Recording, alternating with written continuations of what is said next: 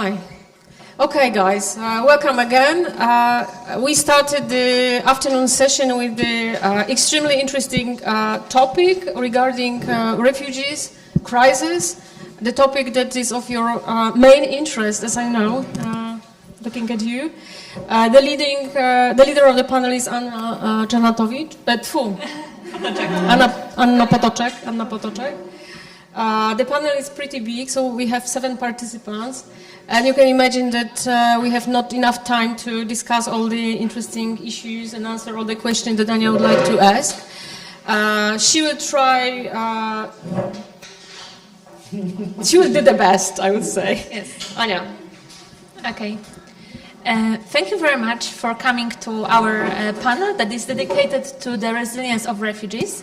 We have 6 wonderful guests today that I will briefly introduce. So we have Zafer Oskan from Institute of Psychology of Jagiellonian University, Saja Torunczyk-Ruiz from Center of Migration Research from University of Warsaw, Ewa Szumowska from Institute of Psychology of Jagiellonian University, Erika Molinario as well from this institute, Agnieszka Sochoń-Latuszek from UNICEF Refugee Response Office in Poland, as well as Julia Lesyszek from Crisis Intervention and Counseling Center in Myślenice. Thank you very much for agreeing to take part in our panel. And very briefly about why this topic is even important. So, according to research, until the end of 2022, more than 100 million people were displaced due to armed conflicts and different reasons that made them leave their houses. And it is expected that by 2050, this number of refugees may increase even to 1 billion people. So this topic is extremely important, and it is very crucial to answer the question on how to build resilience among refugees and also how to build resilient societies. So in general, I will just change the slides. So resilience is in general defined as the ability to adapt and change and reorganize while coping with disturbance. However, I thought that it would be interesting for us to not only use academic definition of such construct of resilience, but we had a chance of asking actual refugees what resilience means to them, thanks to Julia, who is working with refugees as a psychologist. So I'm handing this to Julia. And I'm asking you the first question of our panel. So what does actually resilience and being resilient means to the refugees? Good afternoon, everyone, and thank you so much for the question. So first of all, I would like to start that the resilience of refugees is a testament of huge endurance, growth, and adaptability. And to answer this question, I was asking both refugees and psychotherapists and psychologists who are working with them, what does actually resilience mean to them? And here we have different answers. I will also show you on the slides some of them. We understood that, first of all, it is not only about overcoming the struggles and the losses and relocalization, but also ability to adapt in the new environment.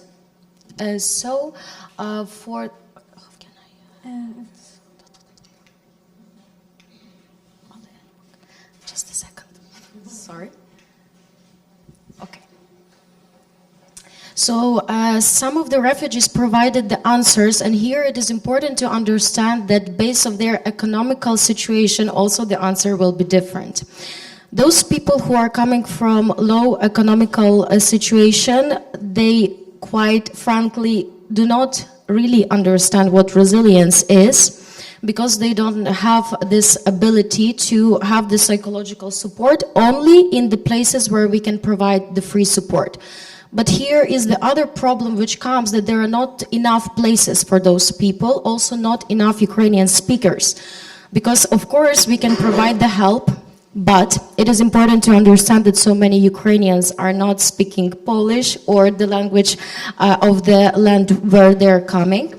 And I would like to show you one of the very interesting answer for the resilience is this one, that resilience for refugees means more than just adapting to a new environment. It's about their ability to cope with the challenges that comes with sudden life changes. It involves continually adjusting to new living conditions, often very different from what they were accustomed to in their home country. This includes not only finding new housing and employment, but also dealing with psychological and emotional difficulties, such as trauma, social isolation, and language barriers. And here we come to the conclusion that resilience includes both things here, is to overcome the trauma, right? Because the trauma, PTSD, anxiety syndromes, depression is the things which we are most of the time facing. But the second thing, which is more important even here and now, is to adapt, right? And here what we face is the language barrier. Okay, thank you very much. And now the second question would be, what are the major challenges that refugees face when they come? You partly answered this question, but maybe you would like to add something. Yes, I would like to add some more things. So here is the first thing is that life changed suddenly, right? So we have no sure about our future, right? It's not only how our future will look like in the country to which we came, but also our future in our own country, because we don't know how long the war will continue. So it also makes people feel more anxiety.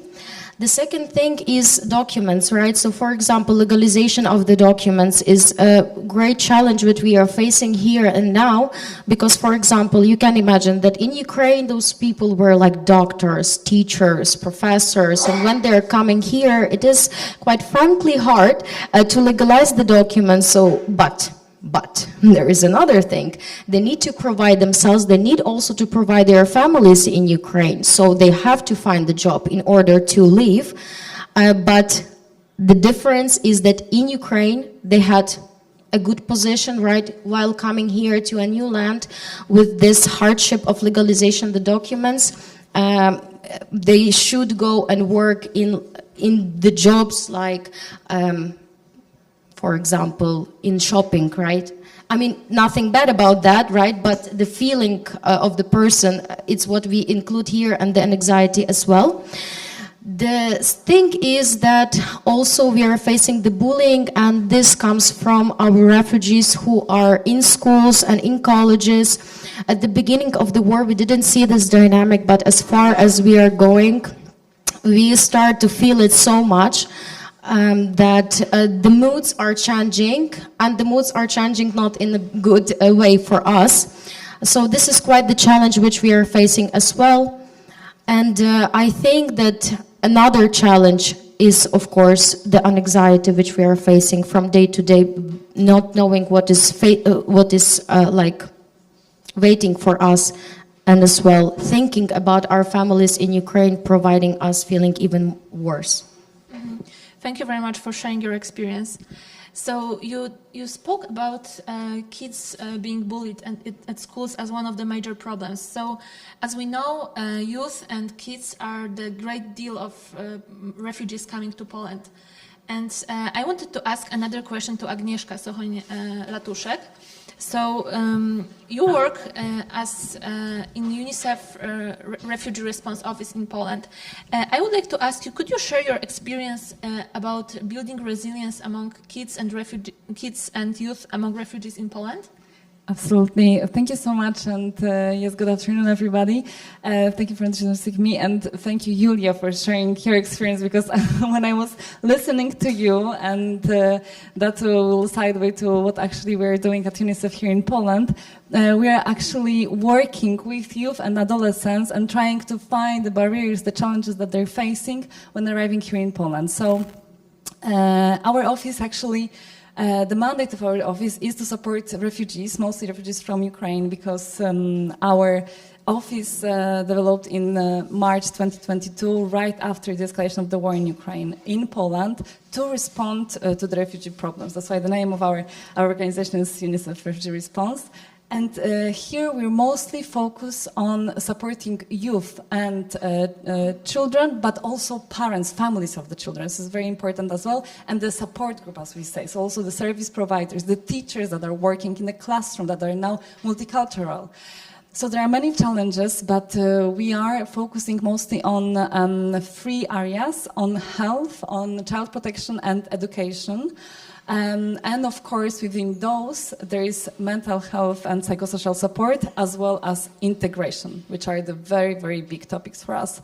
I am actually representing the section which is called Social and Behavior Change. So our main focus is conducting research among adolescents, among parents, among service providers to understand the challenges, the barriers, the attitudes, and also to build behavior interventions. And this is something we often use randomized control trials in our work. We test different behavior interventions to then see and implement changes, but in a way that is really supporting refugees, and we need to make sure that the voices of adolescents, the youth, are being heard. So this is also one of the purpose of that. I was really interested in what you were saying, Julia, about the different barriers that you've encountered in your work, and I can tell you, and I brought here today with you, sorry, because I came from Warsaw, so I didn't have a chance to bring for all of the participants of this conference, but this is the report that was published at the end of 2023, together with other organizations, us and Plan International and Save the Children. We call it children consultations, because we consulted children from ages 10 to 17 living in Poland from Ukraine who have the refugee experience. And we ask them about how they feel here, if they feel like they are part of the community, if they feel that they need some additional support, mental health support. And the answers are yes, yes, yes. They need psychosocial support. They need it more. More than 50% of participants said that they want to talk with professional at least once a week. And they always mention that they want to work with somebody who is Ukrainian speaking, even for those children that can speak Polish, because this is very important for them to have this commonality of experiences, to have somebody who can really, truly understand them and to understand all of the challenges that they're going through. So you can listen more about the findings in this report, but I will also add maybe something on integration, because yes, exactly, and we talked about this today as well.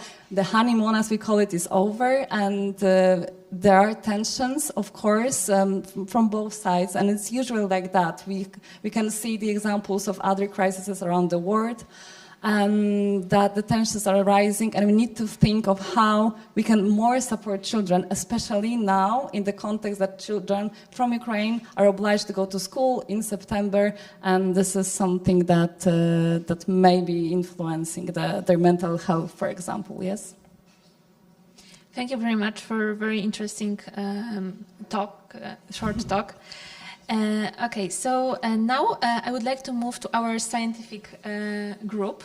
So we had practitioners, which is fantastic, speaking first. And I would like to ask you to very briefly say what is your research area and how it can contribute to the knowledge on building resilience among refugees and building resilient societies. Maybe Erika can start.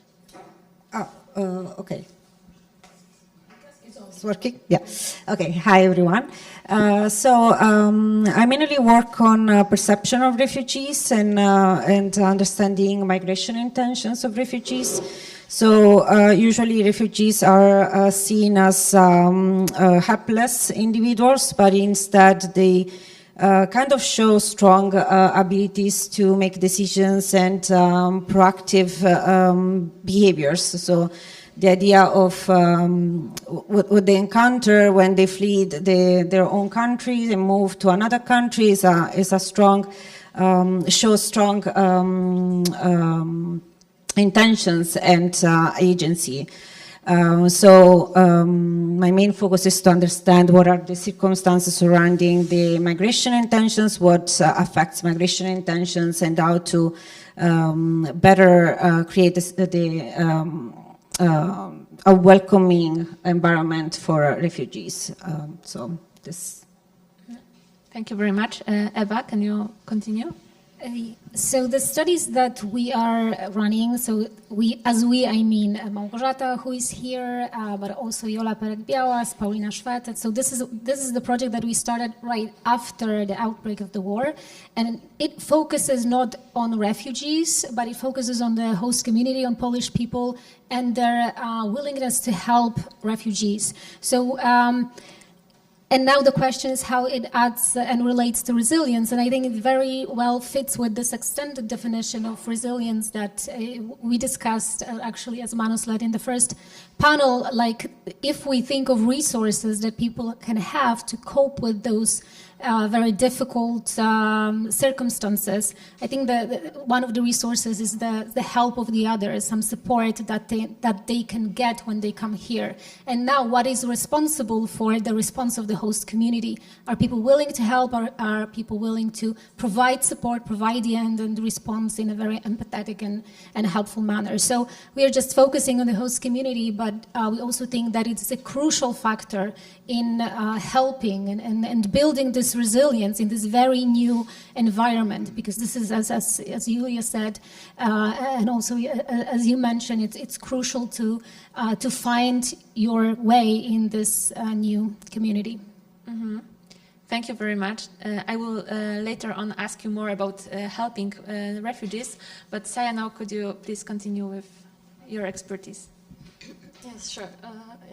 Hi everyone, and thanks a lot for the invitation and for the introduction. I would just like to clarify in the beginning that I have a double affiliation. So I'm from the Faculty of Psychology at the University of Warsaw, and that's my primary affiliation. And the second is the Center of Migration Research at the University of Warsaw. So I have a dual identity, we can say. And this actually really strongly affects my research. So I would say that the research that I do is within these two domains. So the first is migration studies, and the second is social environmental psychology. And these two domains could seem to be unrelated, but actually they are very strongly connected if you think of it, because migration is about changing the place from one to another. So it's by definition it involves reflecting on place and the relation that people form with a place. And on the other hand, the psychology of place, which is in the domain of social and environmental psychology, is about the bonds that people form with places. So place attachment, but also other types of bonds. And also if we actually reflect more on these bonds when we lose a place, when we migrate. So these two are very strongly interlinked, I would say. And my main focus is to try to understand how and when these bonds between people and places develop, and what their psychological consequences are. Not only psychological, but also social consequences. And this both among the local population and the migrants. So I can also give a short, brief explanation of what place attachment is, because I guess this may be not as clear to the audience here. So the general idea is that in a similar way that people become attached to other people, they can also become attached to their important places. And these are usually places of residence.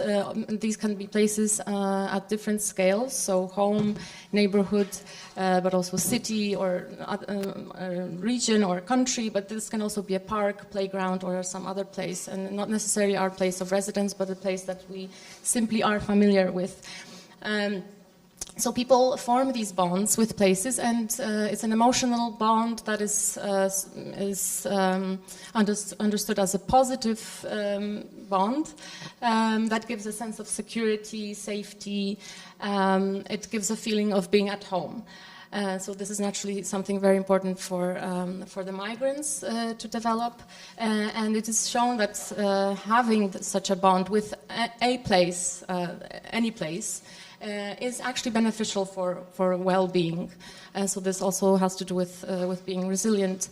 In some research shows that when people are attached to a place, they are more satisfied with their lives, they are more trusting towards others, they also have higher social capital. And this research often focuses on the local population. So for migrants, when people lose the place, this is of course different because then the place attachment becomes disrupted. So this is then of very the refugees are a group for which this question of mobility, how to combine mobility with place attachment is very relevant because they are vulnerable group who lose their place. They have to. They are forced to be to relocate to another place, which is in a new environment, which can sometimes be not as welcoming. And in such circumstances, the integration is in this new society, new place is very important, of course. And it's not only social integration, so not only the social ties that the migrants and refugees form with the local population, but also the psychological integration. And by psychological integration, we can actually also have place attachment in mind, because when people form these bonds with places, they feel that they belong, and they feel that they belong at this very local level. So this is something that is actually more likely to happen than a national identification. So my assumption is that for recent migrants, it's actually difficult to develop a national identification. So for the Ukrainian refugees, it would be difficult to speak of them feeling as Polish, for example, after 1 or 2 years. But they can feel that they are local residents and that they are members of a given community and that they belong to a place. And this can have positive consequences for their well-being, for their resilience, and for their social ties. And I can say more about that, but maybe later. Maybe in the later round sure. of questions. And finally, Zafar, how can your research build on knowledge about resilience of refugees? Hello everyone. So my research includes both advantage group members, like host group members, also the refugees. So it has like two ways. Advantage group members has this duty to feel solidarity with them, and for that I have a research. We collected data from Greece, Turkey, Thailand, and also UK. UK one was longitudinal, and we showed that from the intergroup contact perspective, it's quite important for the host group members to have positive interactions, friendly interactions with them. So intergroup contact perspective basically says that more you have contact with other group members, for example, like a Polish person and a Ukrainian, like a face-to-face direct contact, then their attitudes towards them will be better. But it's not only reduced with that, it's also improved helping feeling solidarity with them and then helping intentions. But not putting children of the different group is not enough, because there will be negative interactions as well. This is what's happening with the schools as well. So it's important to provide positive encounters, like games, but not competing against each other, but like maybe as a whole team. And another type of research I do, I'm from Turkey, and I have research on Syrians integration, return intentions, and now I have a manuscript on their mental health, and it's also from the intergroup contact perspective. I will talk about that later, but one of the things is intergroup contact perspective. Another thing, I think, social identity perspective, which is in line with what you said. There is actually recent research on like Ukrainians in Poland, also in Ireland. More they identify with the host group, their post-traumatic syndromes are lower, and their post-traumatic growth is something positive, is increasing. But more they identify with their in-group, Ukrainian, it's the opposite way. Their PTSD is negatively affected. I can talk a lot. Okay, thank you. So in the next round of questions, we would be happy to hear about it. So first I have a question to Eva. So Eva, one of the key factors in building resilience is first getting resources that are necessary to survive. So can you tell us more about what were the factors that contributed to helping refugees by host community in Poland? So why do people help, and what are the factors driving this helping behavior? So as I mentioned, we started the study right after the war started. So we asked a Polish representative sample of whether they engaged in help, what sorts of help. So we asked about different types of helping, but basically the help at that time was providing for the basic needs. So food, shelter, meeting people at the reception points. Some people took refugees to their houses. So basically we asked, do you help? And we wanted to know why. And the factors that we focused on was, first of all, the feeling of closeness to Ukrainian people and Ukrainian refugees. And you've heard a lot of the shared history in the talk by Piotr Kłodkowski about how Polish and Ukrainian people share some history. Also, there is this idea of shared enemy. So this also contributed to this feeling that we are close to those people, closer to Ukrainians probably more than to other refugees that Polish people were not so welcoming to. So one thing was that really contributed to engaging in help is this feeling of closeness to this group of people who are fleeing from the war zone. The next thing was the fear of anticipation of war in Poland, especially at the beginning. That also is something that you've heard about in the previous talk, is this idea that, okay, Ukraine was invaded, and what if we are the next? And because actually that was a real threat that a lot of Polish people, especially those close to the border, that the fear was real in a sense, that it was a really strong psychological experience at the beginning. So this anticipation and what we also sometimes called catastrophizing. What if that happens to us as well? So that was also something that predicted help, in a sense that the more Polish people experienced this fear, the more likely they were to engage in helping.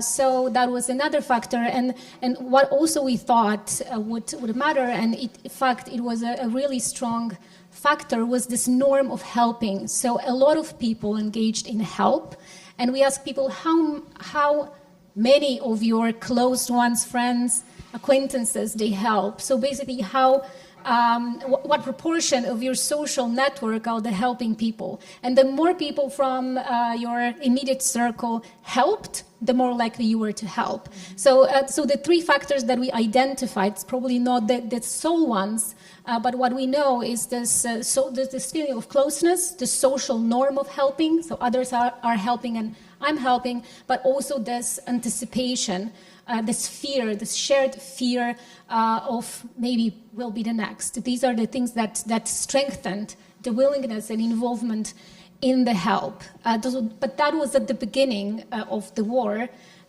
because there is a second portion of this question. Yes. So this research that you just mentioned was about helping immediately after the war happened. But we know from your research that the helping behavior declined a lot among time. So can you please tell what contributed to helping after this honeymoon ended?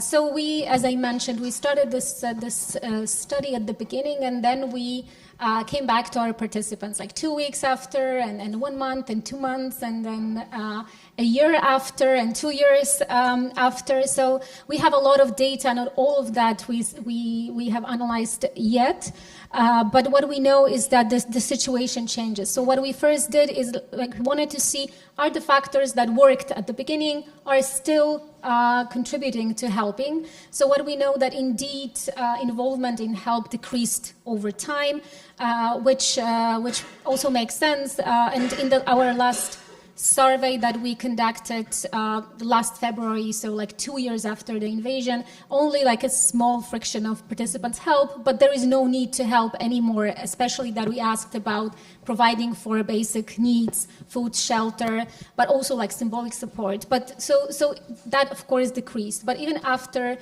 like a couple weeks, the involvement in help decreased, but still the norm of helping and the feeling of closeness, they were still important. So even after they predicted involvement in later on, but the fear of war, this anticipation of threat, it diminished. And also it lost its predictive power over time. So it worked at the beginning, but it was no longer important. There were some nuances to it that it worked. So it predicted willingness to help when people didn't have the strong norm, sort of. But what was mostly important, it was the norm of helping and this feeling of closeness. And also what we know from analyzing the data at longer waves, so the more distant in terms of time we are from the invasion, we know that, in fact, now we can look at the consequences of engaging in help. So, for instance, we know that people who helped at the beginning of the invasion, and they continued helping, they, for instance, later on perceive refugees as less threatening, for instance. So they don't perceive them as threat in terms of like symbolic threat, but also realistic threat. Like they don't perceive them as dangerous, as criminals, as taking jobs. So it can have also some extended positive consequences. It can have also some maybe negative ones that we had, like one study showing that the more people helped, then their fear also increased, like they at the beginning especially, that they sort of, there was this maybe contagion of fear or maybe exposition to trauma, but we know that later on it can translate into some more positive attitudes later on. Mm-hmm. Thank you very much, Eva, for very interesting results. And now I have a question to Erika. So in order to build resilience, people sometimes have to change their place of residence. They are forced to do so. So what were the main factors, apart from this forcedness of having to change the place of residence, that driven refugees' intentions to migrate to West? So as I anticipated, there is a kind of misconception about the idea that refugees have no control in their decisions, of migration decisions specifically. However, as I said previously, the refugees show really high agency and control on their decisions and strength in their migration process. And I conducted some research on Syrian refugees long time ago. I started working on this topic, and I surveyed some Syrian refugees who were residing in different countries, in Jordan, Lebanon, Turkey, and Iraq. And we actually asked this question: to what extent they felt they had control in their migration decisions. And they actually said they quite have high control. So first of all, I think this is an important assumption that we need to have when we talk about migration of refugees. Because the second misconception is that, of course, refugees move from and leave their own country because they're looking for satisfying really basic needs like shelter, food, so needs related to security and safety. And that's the main concern that they have, and we can all agree that's a main driver of their migration decisions. However, there are other factors too, and in our research we looked at other needs, the need for dignity, need for respect, which I think is a little bit related to what Julia was saying, that some refugees have this issue that their paperwork is not approved, so they cannot basically have the same social status that they had in their own country. So this need for respect and recognition seems to be important. And indeed, in our research, both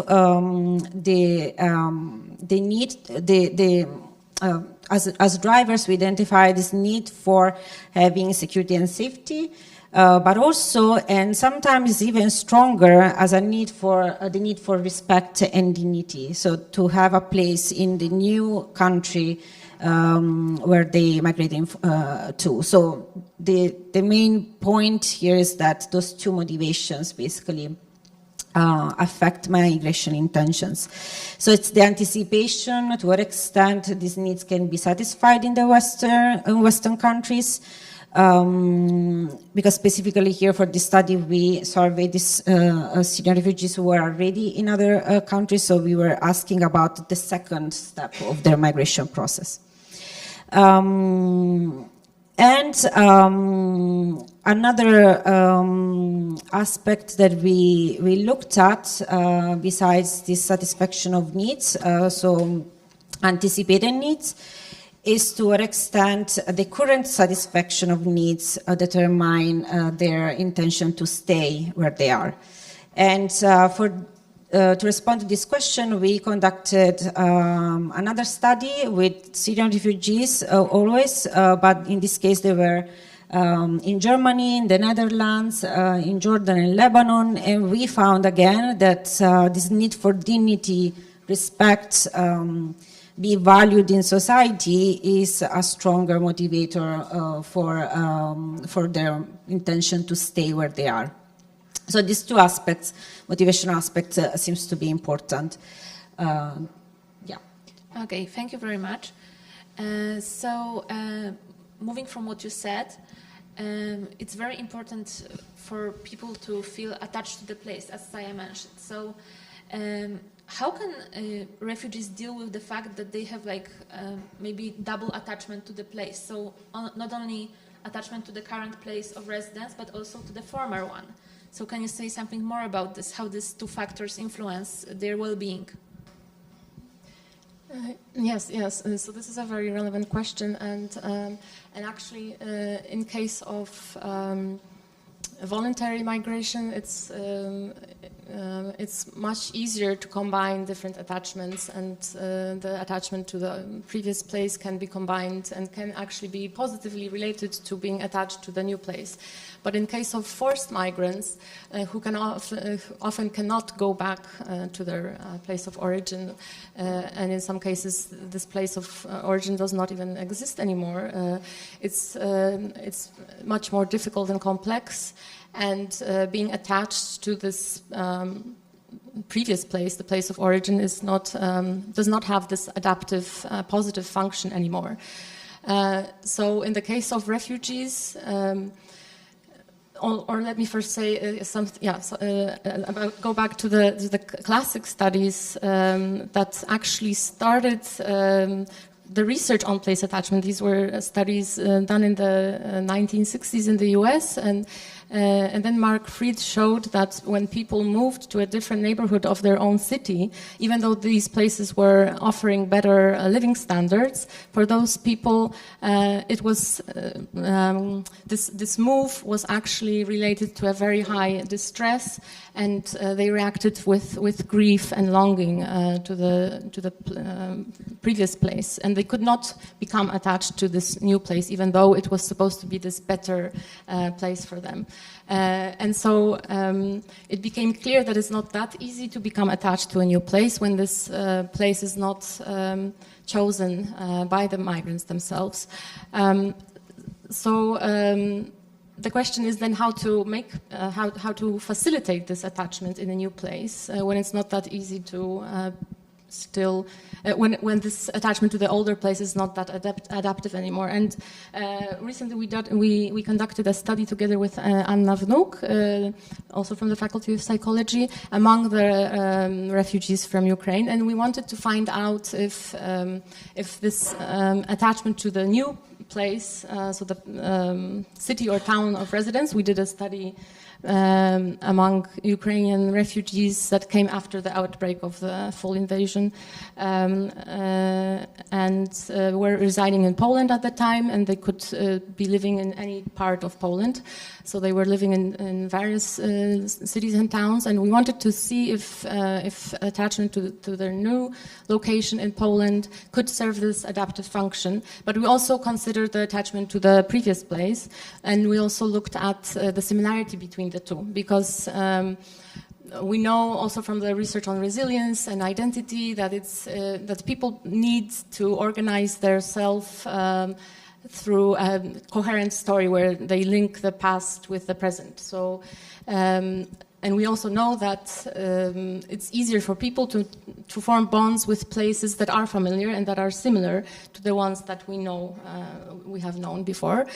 So we wanted to capture this feeling of similarity between these two places, and we included these as predictors of well-being, where we considered syndromes of post-traumatic stress, and also life satisfaction and this post-traumatic growth that was already mentioned. And we, so this positive change, psychological change that some people experience following a traumatic event. And we found that this feeling of similarity between the two places was positively related to forming a bond with the new location in Poland. And this in turn was related to higher life satisfaction and higher post-traumatic growth. But at the same time, the attachment to the location, to the hometown, so the place of origin in Ukraine, was related to negative consequences. So it was related with lower life satisfaction and higher post-traumatic stress. So the conclusion from this research would be that it's important to form a bond with the new place, but at the same time, this place should be offering continuity with the former place. So we should not disrupt completely the bond that we had with that the refugees, in case of the refugees, that they had with the former place. So this sense of continuity is something that can help increase their well-being, but and this happens through forming a bond with the new place. Okay, so summing up, there is not always an evident relationship between place attachment and well-being. It depends on the circumstances. Okay. Yes. Okay. Yes. Thank you very much. So. But it's important to be attached to some place, and Okay. there is research showing that people who are attached to a place enjoy higher well-being than those who are not attached to any place at all. Okay. So in that sense, it's consistent. Yeah. Thank you. So I would like to move to the topic of host communities now. And one powerful tool to influence host communities is media.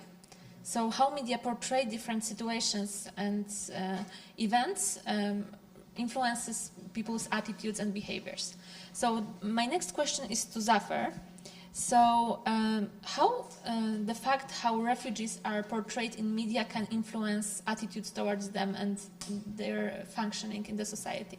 Yeah, media has a strong power because most of the time people never maybe had like an immigrant or a refugee in the first place, but they have strong opinions about them. Sometimes they hate them, but never ever meeting one of them in the first place. So this can be explained by the effect of media. So I have a study data collected from Turkish people and how they perceive, how frequently they see positive or negative news against different refugee groups, Ukrainians, Syrians, and Afghans. Turkey also welcomed more than 110,000 Ukrainians after the invasion. And then we found that positive news towards Ukrainians in the social media was more frequent compared to Syrians and Afghans. For Syrians and Afghans, it was less. And we checked, tested, measured how it related to support policies for these different refugee groups. And we found that the most favored positive policy support was towards Ukrainians, not Syrians and Afghans. It was also a bit surprising for us because maybe Turkey's majority like a Muslim country, you would expect, Muslim brothers, sisters to be supporting more. But we actually find that it was more for Ukrainians. But this data we collected like 1 year after the attacks. So people were maybe more sympathetic towards the Ukrainians because in Turkey, when 2011 first Syrians arrived, Turkish people were not that had negative views about Syrians in the first place. There was a honeymoon phrase at that time, but over time something like that happened. Maybe something like that is happening or will happen in Poland as well. And for that, media has a strong power to shape attitudes and policy support for immigrants and refugees. One of the strong mediator why there was an effect was the competence. When they see more positive news about refugees, they feel them more competent, and vice versa for the negative. And also another thing was warmth. Basic stereotype content model, more positive news, they feel more warm towards the refugees, and then they support their rights more. If they see more negative news in the media, then this includes both social media and the traditional media, they feel less warm towards them, they feel them less competent, and they support their rights less. Okay, I think it's very interesting in terms of how also ruling party in given country influences media, because I think that some change may happen in Poland after changing the government in terms of portraying refugees in media, and I hope that it maybe can in the future contribute to better attitudes towards refugees. Okay, I have a lot of more questions, but maybe we can open the discussion for a while. So does any of you have any question to our panelists? I see at least two people. Okay, so Theo. Thank you all. That's a very inspiring number of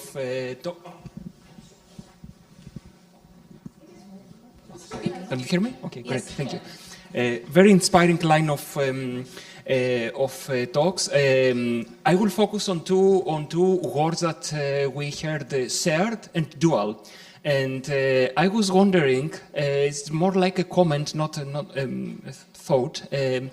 About the need to consider resilience as an interactive and shared concept, because resilience is built by host societies, but also we know that immigrants or refugees bring a personal capital with them, which means that in host communities they come as already resilient, probably in a personal level individuals, which then need resilient institutions. So I was wondering whether some of you have any reflections on the shared interactive approach to resilience between host and host countries and countries of origin. Thank you. Okay, so who of our panelists would like to go first? Okay, sorry. You ready? You want? No? Okay. It's a complex question. Can you repeat the question? Yes. Whether in your research you have actually evidence or something that you would consider as a potential direction to approach resilience as an interactive concept, because of course host countries need to be resilient because they host vulnerable communities, but at the same time those vulnerable individuals and vulnerable refugees, let's make it more specific, come from countries which in turn have contributed also to their own personal resilience. So they don't come actually as purely vulnerable, but also they bring a capital with them. So have you considered this kind of interactive approach of resilience in your research, or what would be your reflections on this? Okay, I'm gonna jump in. Interesting. I don't have a response in terms of my research or research that I know of. But I think what you're saying is really relevant, especially when we think about climate change refugees, more so than war, conflict-related refugees. At least my view will be that in terms of climate change refugees, every country can build a stronger and resilient community, their own, and therefore the potential host communities also will be resilient if everyone puts an effort in building resilient communities and countries. With regards to conflict refugees, I found it a little bit more difficult. I guess that's an approach that though should be used by every country overall, because the problem that we are facing now with the refugees crisis is not just related to Russia invading Ukraine, but it's a problem that we are going to face, and Anna explains really well that the problem of refugees will only increase over time, and climate change refugees will be the real challenge. So in that sense, I guess that interactive approach would be useful. Okay, Eva? Okay, I just wanted to add a short thing that I think this interactive approach can also be conducted by looking at the resources that the migrants or refugees in this case had in their countries of origin. So if we do a longitudinal study, for example, we can look at the human capital, the social capital that they had, and actually we did this in our study as well. So we used the panel study done by the Center of Migration Research, and in the first measurement we included a lot of individual characteristics on this, social demographic characteristics, but also we measured social capital, trust, bonds, social contacts that these refugees had before, at the very beginning of their stay in Poland.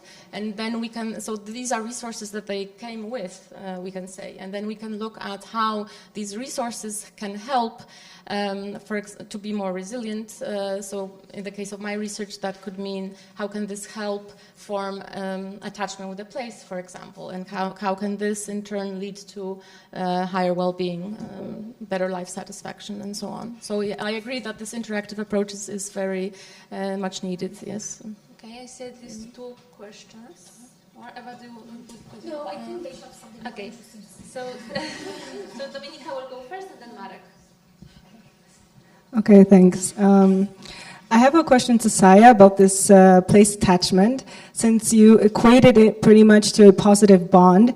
And I'm wondering, is it really beneficial for the outgroup? Does it really promote integration in society, especially that immigrants and refugees are usually allocated or allocate themselves, usually in a very homogeneous group? For example, in New York, Greenpoint is the place of Poles, or in Pennsylvania, in Allentown, that's the place where you just pretty much see Mexicans. Or again, let's say New York, in Brighton Beach, you pretty much see a very homogeneous group of Russians. So you said that sometimes this doesn't have a positive side when someone feels attached to two places at once. However, I'm still wondering how positive is it, even if that person is attached to I don't know, a friendly neighborhood here in Poland and claims it as theirs. Yeah, thanks. It's a very important question, and actually we also do research on this. I didn't have time to cover this research as well, but I'm very happy that you raised this. So the research that I did was about the intergroup, because we can say these are intergroup consequences of being attached to a place. And so far, the research that I did was only among the majority population. So I can't say how this would be among minority groups, including migrants and refugees. But what we know is that among the majority population, being attached to their neighborhood or city can be linked to positive attitudes towards immigrants, for example. But this is provided that this attachment is not based on an idea of the place being as it is and not changing. So we, together with other colleagues, we look at different types of place attachment, and a type of attachment that is open to change. This one is linked with positive attitudes towards the immigrants arriving in the place. So if we're able to form this bottom-up feeling of belonging to the neighborhood or city that we live in, then it becomes more like a shared identity. And we accept the idea that this place might change, it might be diverse and complex, and it doesn't have to stay as it is. So the status quo does not have to be maintained. And then we're willing to share this place also with other people who are not necessarily from our in-group. But research on immigrants in this case is missing. I think the results would be similar. So also migrants becoming attached to their neighborhood should become more open to other residents in the city, but we don't know this for sure. Yeah. So you're right that there might be some negative consequences there, and it does depend on the type of attachment that people form with the place. Mm-hmm. Okay, thank you, Sarah. Then Mark had a question. Great. Simple question with a bit of context. So, in the room we have people who are non-Polish speaking and probably don't read the Polish press, and we know the media shape people's attitudes and perception of the world and perception of migrants. I'd like to ask about the language in which migrants and refugees are portrayed in the Polish press, because I've got to tell you, in Britain, the refugees and migrants are absolutely demonized. Following the 2008 financial crisis caused by bankers engaging in gambling, the blame was shifted to migrants, to refugees, stealing jobs, crashing the economy, and that led to Brexit. Even the Brexit narrative was set in a way that blamed migrants for the identity crisis, for the drop in living standards, and the headlines of press papers such as Daily Mail, which should be called Daily Hate, is absolutely staggering. So yeah, what's the language of the press, how they portray the migrants and refugees in Poland, and what effect might it have, on people's attitudes? Go on.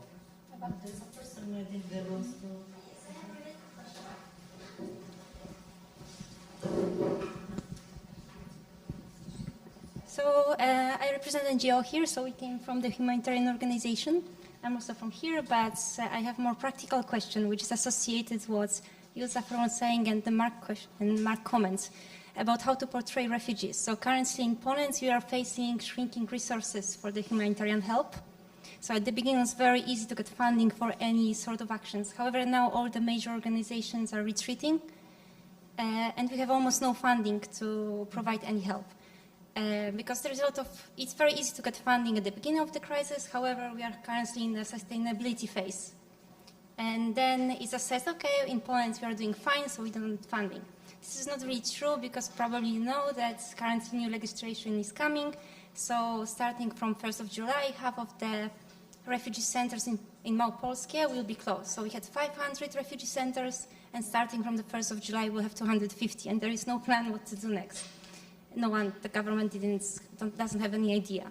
So now I have a question regarding how to portray refugees, because on the one hand, we really rely on the perception of refugees of these weak people who are traumatized. This is also what the refugee status is based on. And we really need it, unfortunately, to get funding. So whenever the donors are coming, we are asked to give some successful stories of traumatized people. But on the other hand, we know that it's not really good, right? We don't want to re-traumatize people. We want to show that they are a capable being, and their identity is beyond the refugee status. So how should we balance, according, maybe you know some research, or you can give me some practical advice. How can we balance? So on the one hand, we really need successful stories, but on the other hand, it's actually hurtful, no? And so what should we do? Okay, I know Erika has research on that, so... Yeah, I'm gonna try to respond to both of you.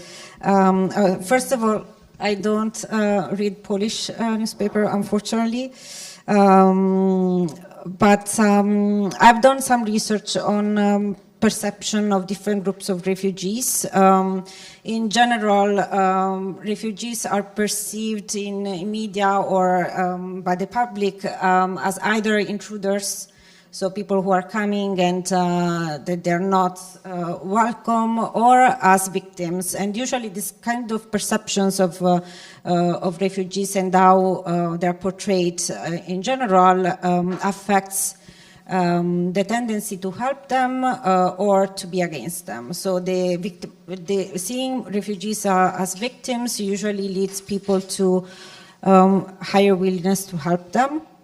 On the other hand, to respond to your issue, like you want to, of course, promote successful stories, but we have like mixed results right now. But it seems that if refugees are portrayed as strongly agentic, so successful, or that they have an influence on the society in which they are hosted, that can backfire in terms of helping them. So my response is that I don't have a response. It's something that it's not even well researched so far. So far, the main focus is more to understand, at least in the literature, to see how different groups of refugees are perceived. Whether, for example, some results that I gathered recently is that Ukrainian refugees are usually perceived as most positively than other groups of refugees in Europe. And so that has an effect on helping them. So, of course, they are seen more positively. That translates in more willingness to helping them. They're seen as less threatening, and that also has a positive effect. And we do have some preliminary research that talks about, looks at this idea of agency, to what extent these groups of refugees are perceived as they actually make decisions, they're agentic in their hosting community. And that doesn't have a positive effect on helping behaviors. Although, as I said, it still needs to be well understood because there are different aspects of this agency, this proactivity of refugees, so that needs to be explored, and that can probably respond better to your questions. Okay. Maybe last answer. Yeah. Maybe just a few words to implement your answer and maybe to answer both of your questions. I'm a Polish speaker, so I read Polish media and working to support refugees, especially youth. We do read a lot of news, and I think they're still trying to portray. I mean, it is kind of positive. It's more like portraying, sharing some stories of integration, of how refugees from Ukraine are integrating into the Polish society, and of course you might argue as well that that is less challenging if you think about children, because usually portraying children in those positive stories is less difficult than when it comes to adults.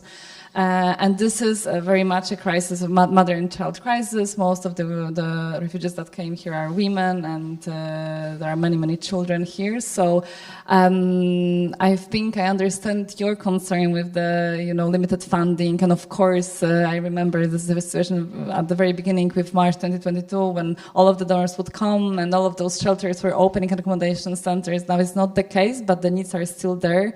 I still think that somehow the integration helps, because even from the perspective from host community, it's very much appreciated when they can communicate more with them, when they have the understanding. But from the perspective of refugee communities, I can tell you from the perspective of children who are in Ukrainian online schooling still being in Poland, and those who went to Polish schools and are integrated into society, first of all, the ones that are in Polish schools, their well-being are higher, but also they're integrating faster, they're learning Polish language, and then you can create the stories of integration, and this is something you can build on, I think. Okay, and closing remark? Yeah, I just want to add one piece of information that perhaps can be useful to respond to your question. In some of research that I conducted, one element that seems to be helpful is the aspect of cultural similarity. So the perception that refugees are culturally similar to Polish people, and in my research also to American people, that affects positively the willingness to help them. So perhaps strengthening in the communication efforts this idea that culturally Ukrainian refugees are similar to Polish people, perhaps can help. So that's Okay. Thank you very much. The time is up. I've learned a lot about resilience, and it was great to have both practitioners and researchers on board. So thank you very much for attending. Thank you very much for your questions, and I think we have a break right now. Thank you.